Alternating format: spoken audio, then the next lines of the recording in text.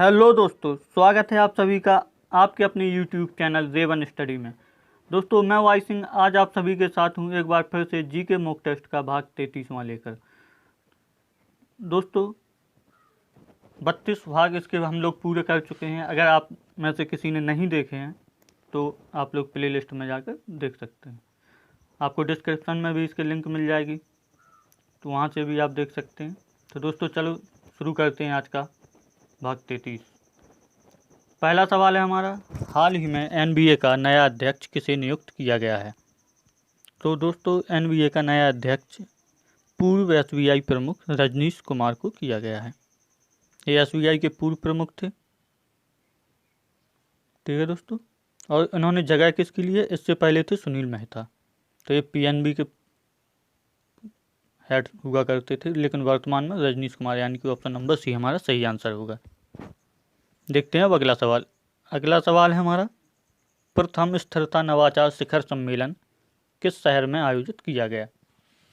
तो दोस्तों, ये पहला है तो थोड़ा सा परीक्षा के लिए इम्पोर्टेंट हो जाता है।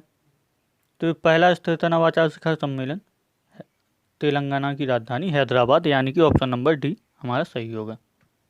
अगला सवाल देखते हैं, पुष्यभूति वंश की राजधानी निम्न में से कहाँ थी? तो दोस्तों, पुष्यभूति वंश यानी कि इसी को क्या बोला जाता है? वर्धन वंश। वर्धन वंश के नाम से भी चलता है यही। तो इसकी स्थापना किसने की थी? पुष्यभूत ने। और ये गुप्तों के सामंत हुआ करते थे, गुप्त साम्राज्य में सामंत हुआ करते थे, लेकिन बाद में ये स्वतंत्र शासक बन जाते हैं। उनकी राजधानी कहाँ थी? थानेश्वर। अच्छा, इसी का सबसे शक्तिशाली राजा हर्षवर्धन हुआ था। तो इसका ऑप्शन नंबर दोस्तों बी सही हो जाएगा, थानेश्वर। देखते हैं अब अगला सवाल। अगला सवाल है हमारा, निम्नलिखित में से कौन बंगाल का अंतिम गवर्नर जनरल था? तो दोस्तों, थोड़ा सा मिसप्रिंट हो, दो जगह कौन है, एक जगह होगा। कौन बंगाल का अंतिम गवर्नर जनरल था?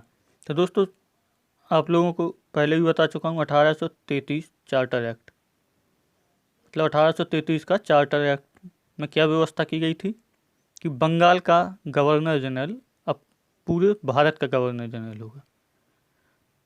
तो इस तरह से अगर देखा जाए, भारत का प्रथम गवर्नर जनरल कौन था? बिल्कुल सही होगा हमारा लॉर्ड विलियम बेंटिक। तो इसका ऑप्शन नंबर डी हमारा सही आंसर होगा। ठीक है दोस्तों, देखते हैं अब अगला सवाल। अगला सवाल है हमारा, राष्ट्रीय सुरक्षा दिवस मनाया जाता है? तो दोस्तों, राष्ट्रीय सुरक्षा दिवस 4 मार्च को मनाया जाता है। ठीक है दोस्तों, मतलब ऑप्शन नंबर डी हमारा सही आंसर होगा। अगला सवाल देखते हैं, निम्नलिखित में से विश्व की सबसे बड़ी ताजे पानी की झील कौन सी है? तो दोस्तों, यह झील यूएसए व कनाडा के बॉर्डर पे है। कनाडा के उस झील का नाम क्या है? झील का नाम है दोस्तों लेक सुपीरियर, यानी कि सुपीरियर झील। तो ऑप्शन नंबर बी हमारा सही आंसर होगा। अब देख लेते हैं अगला सवाल। अगला सवाल है हमारा, संयुक्त राष्ट्र संघ का मुख्यालय निम्न में से कहाँ है? तो दोस्तों, संयुक्त राष्ट्र संघ का मुख्यालय न्यूयॉर्क में है। अच्छा, अगर इसकी स्थापना भी पूछी जाती है, 24 अक्टूबर 1945 को स्थापना होती है। और वर्तमान में इसकी सदस्य देश हैं 193, यानी कि 193। अंतर्राष्ट्रीय शांति इसका प्रमुख उद्देश्य था स्थापना का। ठीक है दोस्तों, तो ये भी याद रखना। तो इस तरह ऑप्शन नंबर बी हमारा सही आंसर होगा।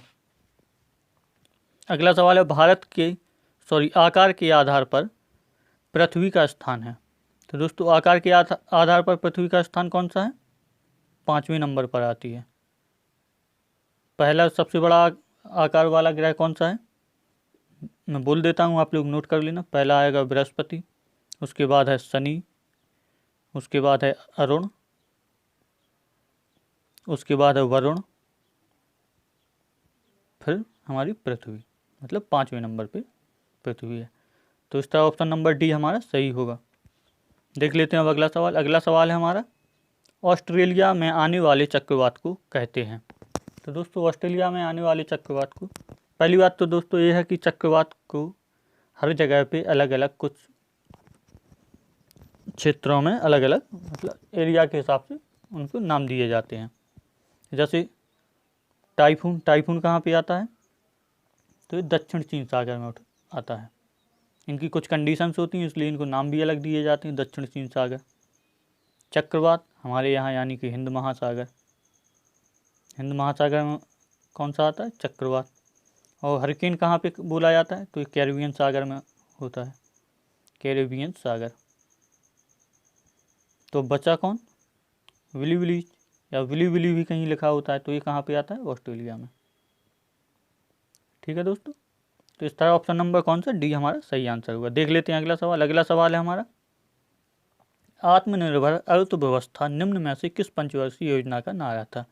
तो दोस्तों 1985 राजीव गांधी के समय की योजना थी, कौन सी थी, 7वीं पंचवर्षीय योजना, 1985 से 1990, यानी कि ऑप्शन नंबर सी, 7वीं पंचवर्षीय योजना हमारा सही आंसर होगा। देख लेते हैं अगला सवाल। अगला सवाल है हमारा, निम्नलिखित में से टेलीस्कोप के आविष्कार करता हैं। तो दोस्तों ये तो बिल्कुल आसान है, कक्षा 6वीं 7वीं का क्वेश्चन है ये। टेलीस्कोप के आविष्कार करता, मतलब टेलीस्कोप का आविष्कार किसने किया था, गैलीलियो, यानी कि ऑप्शन नंबर बी, सबसे पहले इन्होंने ही किया था इसका खोज। अगला सवाल है, रैम एक मापक है। ये थोड़ा गौर से पढ़ना दोस्तों, क्योंकि काफ़ी अच्छा सवाल है ये। रैम एक मापक है जिससे मापा जाता है। तो पूछा गया है कि रैम से क्या मापा जाता है। पहला, मानव शरीर का रक्त स्तर, ये गलत होगा हमारा। मानव शरीर में विकिरण के कारण हुई क्षति, बिल्कुल सही होगा। जैसे एक्सरे यानी कि एक्स किरणों के कारण जो शरीर में क्षति होती है मानव शरीर में, तो उसको किस में मापते हैं, रैम में। तो ऑप्शन नंबर बी हमारा सही आंसर हो जाएगा। ठीक है दोस्तों, अगला सवाल देखते हैं।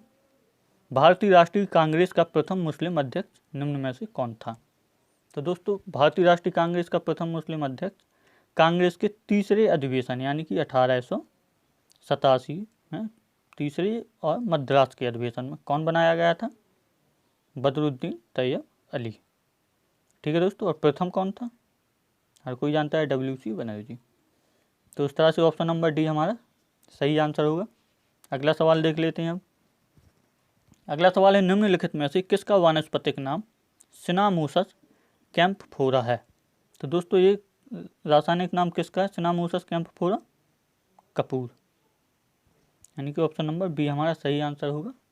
और कपूर दोस्तों ठोस अवस्था से सीधा गैस अवस्था में परिवर्तित होता है, ये हमेशा याद रखना है, ये पूछा जाता है परीक्षाओं में कि जो द्रव अवस्था में नहीं आता है, पहले ठोस में रहेगा फिर गैस अवस्था में। ऑप्शन नंबर 20 का सही हो जाएगा। देख लेते हैं अगला सवाल।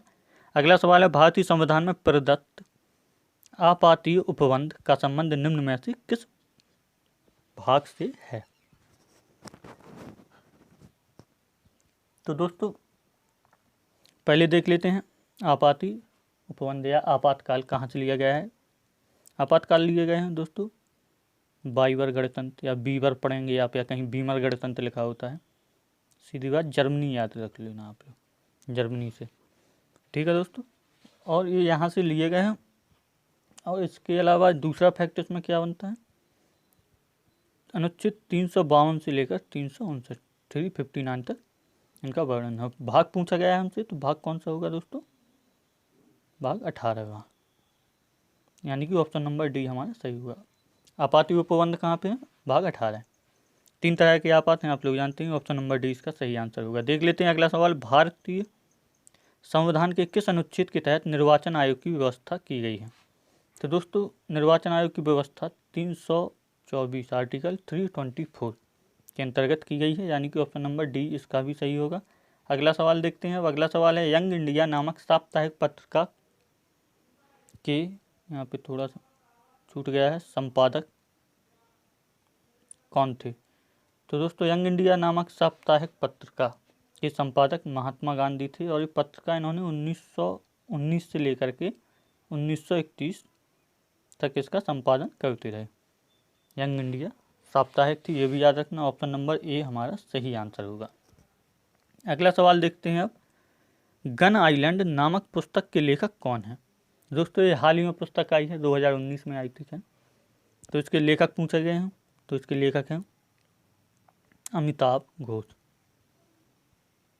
थोड़ा सा गलत है, अमिताभ है उनका सही नाम, अमिताभ घोष, पश्चिम बंगाल के हैं। ऑप्शन नंबर बी हमारा सही आंसर होगा। तो ये है अमिताभ घोष, और ये पुस्तक का कवर है। ठीक है दोस्तों, अगला सवाल देखते हैं अब। जून 2020 में किस भारतीय को नासा विशिष्ट सेवा पदक से सम्मानित किया गया? मतलब नासा विशिष्ट सेवा पदक से सम्मानित किसे किया गया, ये पूछा गया है। तो दोस्तों इनको किया गया रंजीत कुमार को। ठीक है दोस्तों, अब किया क्यों गया है? ये नासा के साथ 30 वर्षों से जुड़े हुए हैं, मतलब 30 सालों से नासा के साथ काम कर रहे हैं, इंजीनियर हैं ये। और दिया क्यों गया है? इन्होंने सबसे बड़ा योगदान दिया था अंतर्राष्ट्रीय अंतरिक्ष स्टेशनों को उन्नत बनाने के लिए इन्होंने काम किया है। अंतरिक्ष स्टेशनों को उन्नत बनाने के लिए काम किया है इन्होंने। किसने? रंजीत कुमार ने। तो ऑप्शन नंबर ए हमारा सही आंसर होगा। ठीक है दोस्तों, देख लेते हैं आज का आखिरी सवाल। पृथ्वी अपने अक्ष पर कितने अंश झुकी है? कितनी डिग्री झुकी है दोस्तों पृथ्वी?